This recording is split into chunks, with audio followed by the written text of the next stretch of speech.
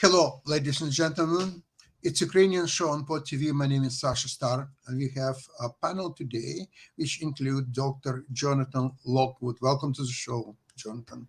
Oh, thank you, Sasha. Glad to be here. Okay, we have, after a big hiatus, Ben Banerjee from Impact Investment Switzerland. Welcome to the show, Ben. Thank you, Sasha, for the invitation. As always, and finally, our own Ivan Kucherenko from Kiev, Ukraine. Welcome to the show, Ivan. Hello, everyone. Okay, why don't we start with the video that you probably have today? Yeah, sure. Let's start with this. Excellent. Let's do that.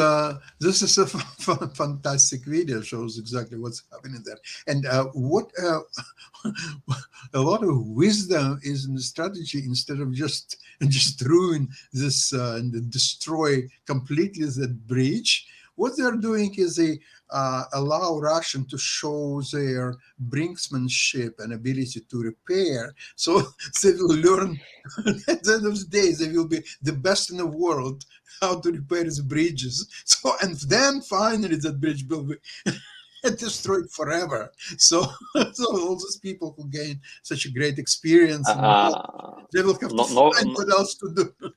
Knowing Russian, they will steal more money while repairing this bridge than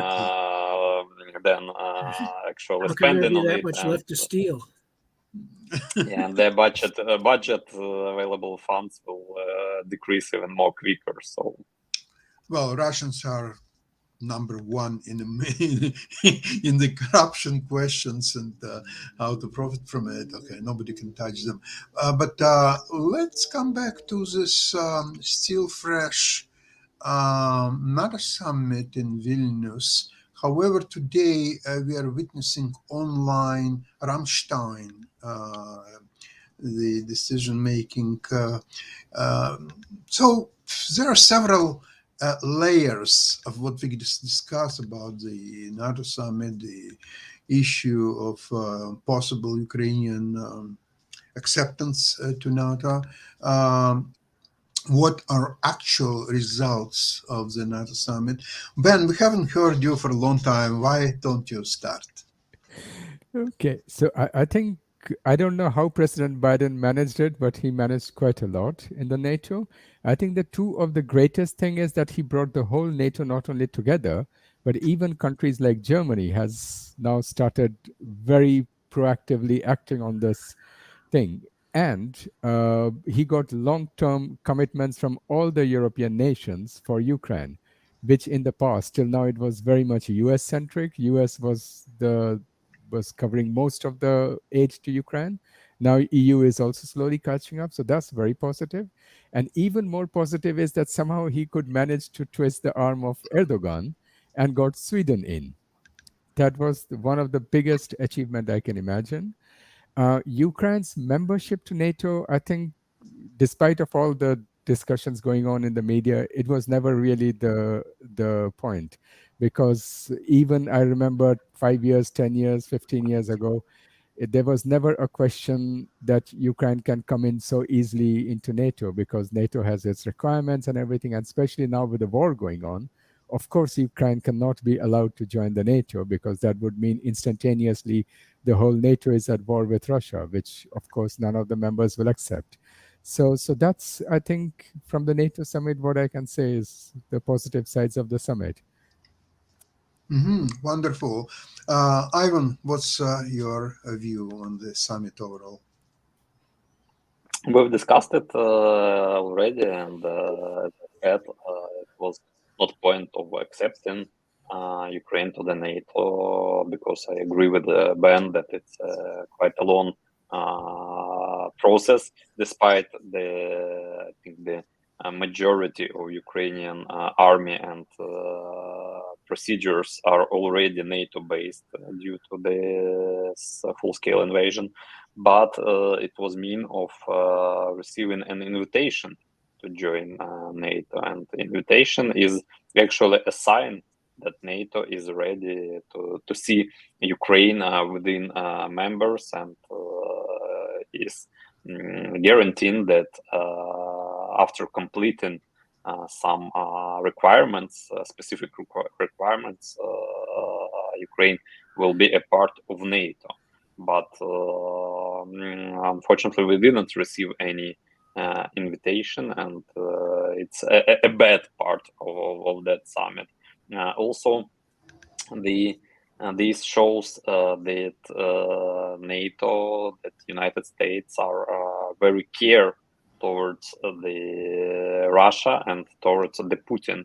That Russian propaganda works pretty well still. That they consider Russian army probably the second most powerful army in the world, while we know that Russian army is second most powerful army not in Ukraine but in Russia after the Wagner group and their rebellion. President Putin is still a person whom Western countries are afraid of and don't want to tease him with such thing as direct invitation of Ukraine to NATO, and that's a bad sign when Western countries say that Ukraine will be allowed to join NATO after the war ends. This is a direct motivation for Putin to continue this war as long as it's possible, because when the war will be ended, then Ukraine will join NATO, and it will be a realization of one of his main threats. I think it's like some kind of psycho disturbance of him when he doesn't want to see Ukraine in NATO and don't care that Finland and Sweden are members of NATO. So some kind of his madness. So while we're disappointed with actually not receiving an invitation to join NATO, of course we are thankful for all the help, of all the military assistance we receive from the NATO countries, and we're happy that NATO is ready for Ukraine to join. But I think that as soon as Ukraine will join NATO, obviously it will be more profitable for NATO to have Ukraine with them, because Ukraine actually the only country in the world for now which has not just an experience of fighting with Russia, but experience of defeating Russia on the battlefield. Yeah, not any other country can brag with the same results as not Baltic countries, not even Poland, not even United States, not England or France or Germany or whoever. However, now my favorite moment in the program to ask Dr. Jonathan Lockwood a question. That's my favorite moment. Jonathan, we discussed already a couple of times, I believe, the Article 5 of NATO articles, exactly what it means, how it works, and so on. And this is not such a great thing as many people or most people believe. The way how it works and the steps that members have to take under Article 5 or so on. I'm not going to recite all that, but you can find it easily elsewhere. So another point is I would like to bring, and you, Jonathan, will help us to understand that the membership in NATO, it's not only certain rights and protections, but there are also responsibilities.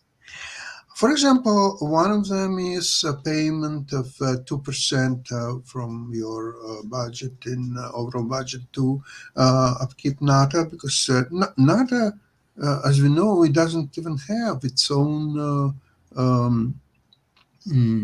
armed forces.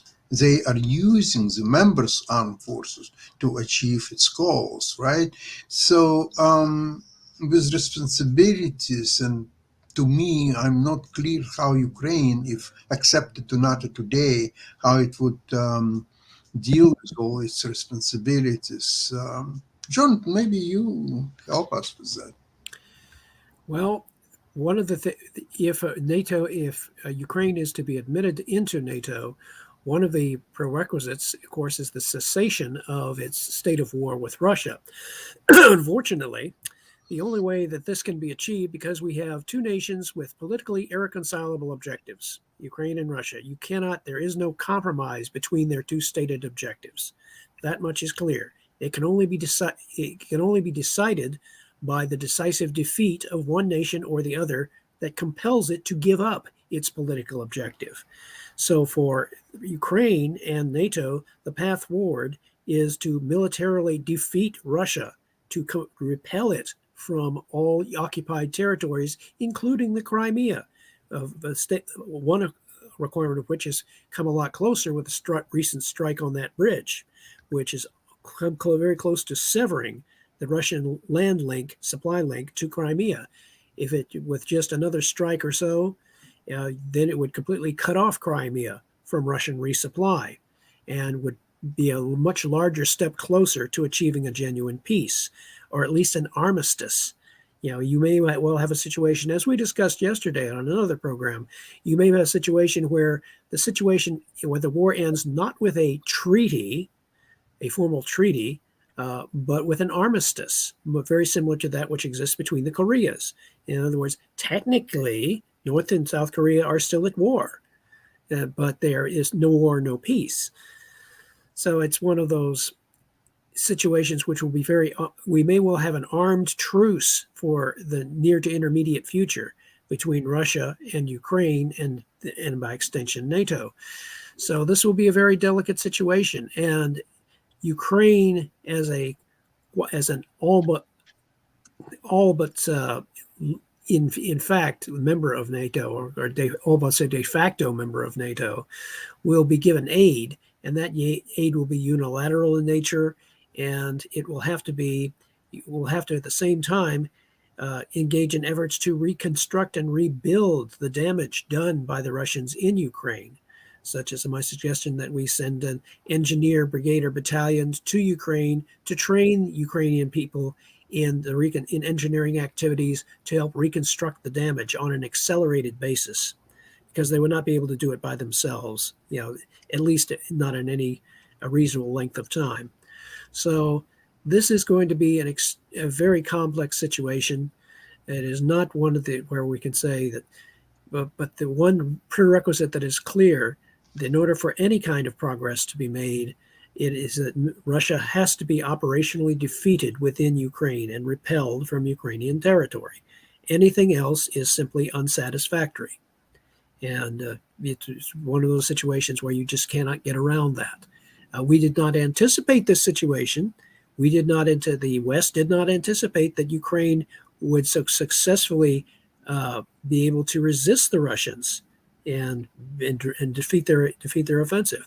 By the same time, because they did not expect it, they were not prepared to have to draw down, particularly the United States, having to draw down its existing stockpiles of weapons, very advanced weapons, which cost a lot to replace, and which, so it's going to take, according to several industrial experts, several years for the United States to rebuild its existing stockpile. So with that in mind, the United States is entering uncharted territory, and it's just one of these things that is going to have to be managed very carefully. But in no case should the West be seen to visibly reward Russia for it having unleashed unprovoked aggression against Ukraine. If you do that, you do not have a treaty of peace. You have a treaty of appeasement, and you set the stage for yet another war down the line. Okay, Ben, now the question to you. We discussed on the previous program that three participants in this war, it's number one, Russia, number two, Ukraine, number three, West and United States, NATO and United States. We understand very clearly what Russia wants to achieve. There is no discussion about that. Ukraine, it's also very clear what Ukraine wants to achieve. Now, with the West, NATO plus United States, that's quite unclear what is their objectives. One can say that their number one objection, not to let Ukraine lose. Okay. Number two objections, not to allow Russia to be humiliated and be absolutely destroyed, because if that would be West, NATO plus US objections, they would give all the F-16s and all the ATACMS missiles and everything else, and Russia would be gone by now as we speak. We would speak about something else, not this war. So what's your opinion? How well West balances its act? I think initially it was not doing a very good job, but you remember we had this discussion that West was acting too slow, too fragmented, and also indecisive, because there is not a single decision maker. On the other hand, Ukraine absolutely surprised not only the Russians, but took also West by surprise. I mean, even today, forget the last 16 or 18 months, even today, Ukraine is fighting an impossible war. They are going on offense without an air cover. No NATO army, no Western country army will ever do something like that. Ben, I want to add something to it. Yesterday, I watched on TV General Wesley Clark, who said, I know him very well personally. Yeah, what West is asking Ukraine to do today, to go for all-out attack without not even superiority in the air or controlling the air, even parity is not there, even not close. So what General Wesley Clark says, that we asking Ukraine to do something what we ourselves would never even consider. Exactly. That's my point. No Western country will fight a war that Ukraine is fighting. With nearly no air cover, with a rapidly declining amount of ammunitions and shells. I mean, the Russians, they have far more of everything. So it's an impossible battle they're fighting, but they're still fighting it very well. So that is really strong.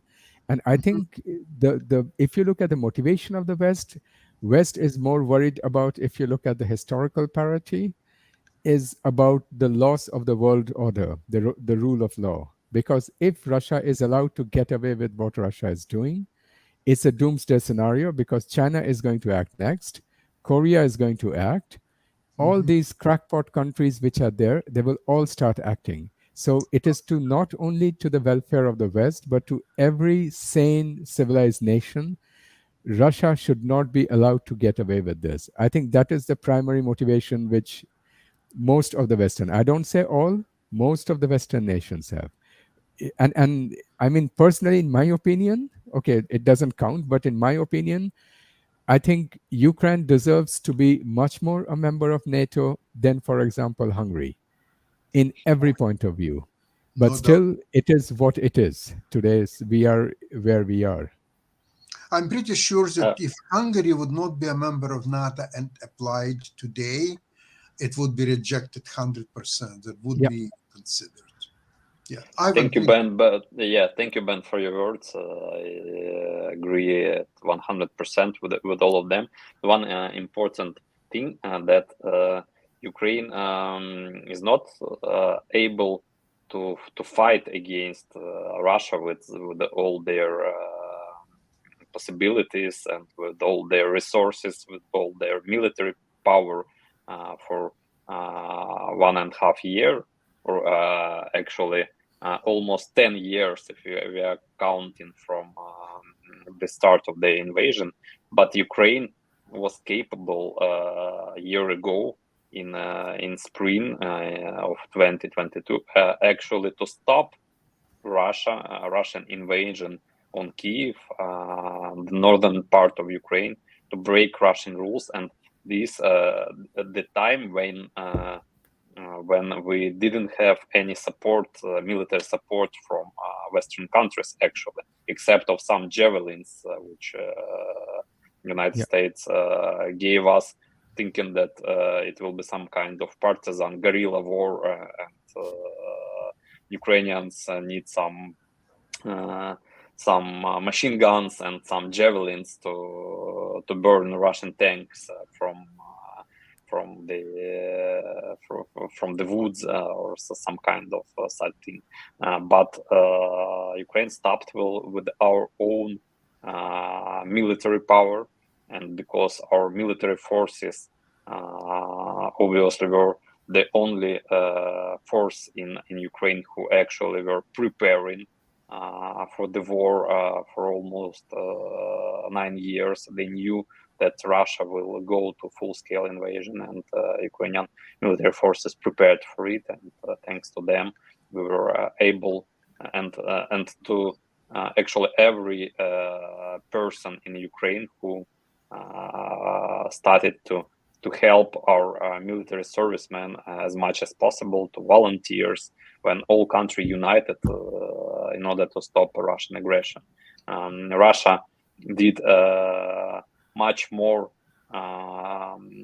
for uniting Ukraine as one country, more than any Ukrainian politician before. Actually, it was act of uniting almost every inhabitant of Ukraine, every Ukrainian.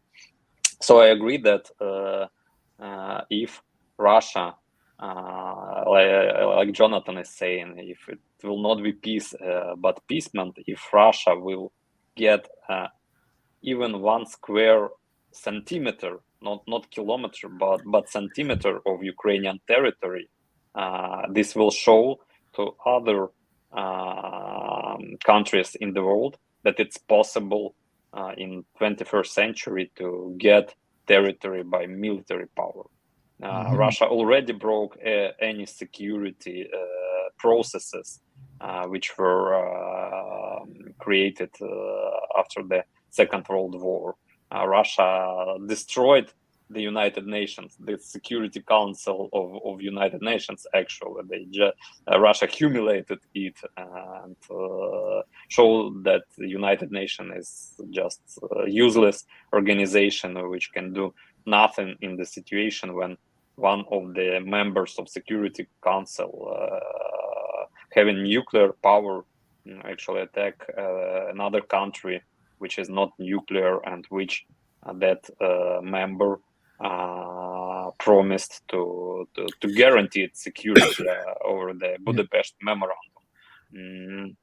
So the Budapest Memorandum has proven useless paper, and I'm actually not surprised. Like Hungary is playing on the Russia side. Probably all that started when signing that Budapest Memorandum, actually. And Russia should be stopped at all means. Russia should be kicked off Ukraine, and they must not get any piece of Ukrainian territory. Even it will be 1 square centimeter on Russian and Ukrainian border.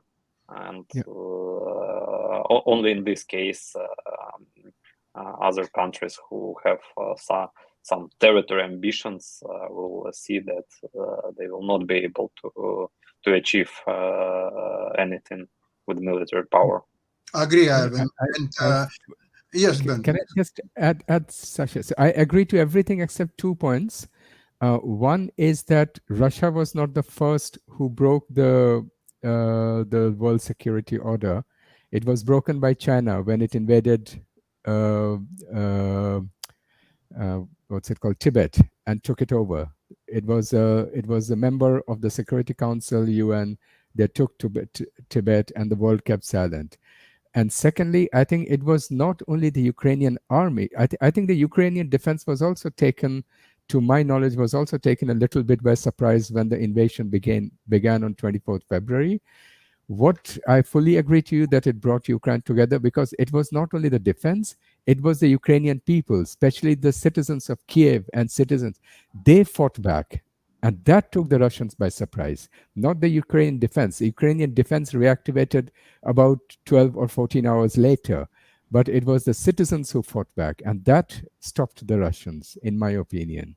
So it did bring the Ukrainians together. Unfortunately, any civilian with the Molotov cocktail can do nothing against the heavy Russian tank, and we've seen how much tanks Russia had on the start of the invasion. So it's good, it's good example of power of Ukrainians, power of their souls when unarmed civilian tries to stop the Russian tank going on the road, but luckily it was no Ukrainian civilians who burned these tanks on their march. It was Ukrainian military force, of course, Ukrainian nation, and actually we are forgetting that it was there is another important third factor. It was a power of Russian propaganda who actually stopped Russian invasion. Russians so believed in their own propaganda. Yeah. They were considering Ukrainians weak.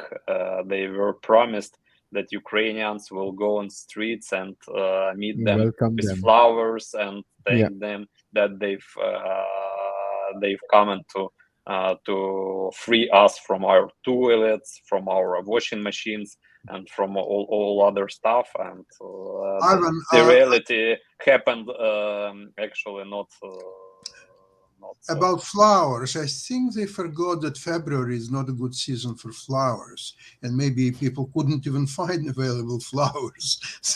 So that's not even. However, I still have continuation of my question to Dr. Jonathan Lockwood. Jonathan, with this new idea of G7 countries providing the all needed support for Ukraine, and what we discussed earlier is that with the membership of NATO, there are coming a lot of responsibilities. We were discussing today and especially last week about ambiguities of Article 5 of NATO, which is the main reason why Ukraine wants to join NATO.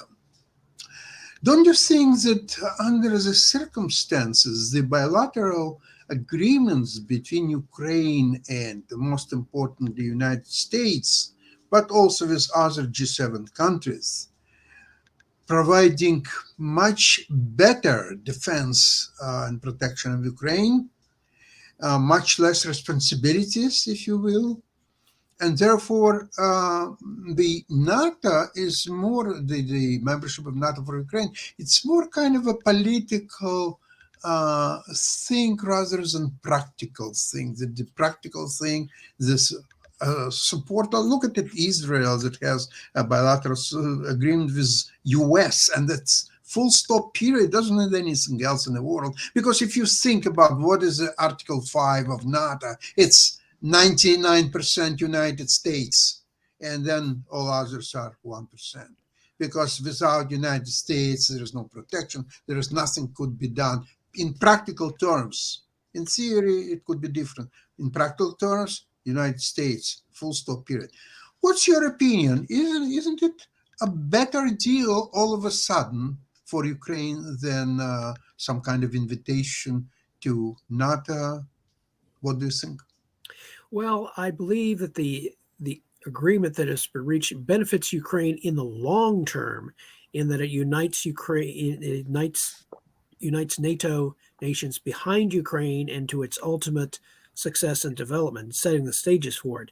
In the very short term, all Article 5 does is it unites NATO behind Ukraine, but it does not compel NATO to undertake offensive operations against Russia. Article 5 guarantees united NATO involvement, but it does not compel us to undertake offensive operations against Russia. So that what you have now is a situation which is what it does encourage is essentially a stalemate. And unless the other nations of NATO, along with Ukraine, agree in supplying them enough weapons of the right kind to enable Ukraine unilaterally to undertake offensive operations against Russia, to cut Russia off from the Crimea, to drive the Russians using cluster munitions if necessary in the short to intermediate term, to inflict sufficient casualties on the Russians within Ukraine to get them out of Ukrainian territory. Unless those intermediate steps can be undertaken, they have to be undertaken without the full united force of it that an Article 5 theoretically could produce. Article 5, as you said, merely guarantees United States involvement. It does not compel the United States or NATO as a whole to undertake offensive operations against the Russian homeland. Absolutely agree. It does not dictate strategy. It dictates, it compels involvement. So that is the ambiguity that we have. And so as difficult as it is, Ukraine, for its part, not only has to be very active on the diplomatic front and on the economic front, continue to try to marshal support behind it to enable it to drive Russia out of Ukraine, but it also has to be able to negotiate for the long term to lay the groundwork for eventual membership in the European Union and as well as NATO. But it's almost like a Gordian knot. You have to untie certain things first before it seems almost impossible to untie it. But the one clear path has to be the operational defeat of Russian forces within Ukraine. Nothing else. Without that, there is no sense in talking about any other arrangements. And Ukraine is doing extremely well. It's doing the very best it can with what it has. Absolutely, and they're doing fantastic job. With that, I would like to thank you so much for today's program, and we'll get together again on Friday, and I'm sure we will have a lot of good news. And with that, I would like to say Slava Ukraini, glory to Ukraine. Thank you very much. Bye. Thank you. And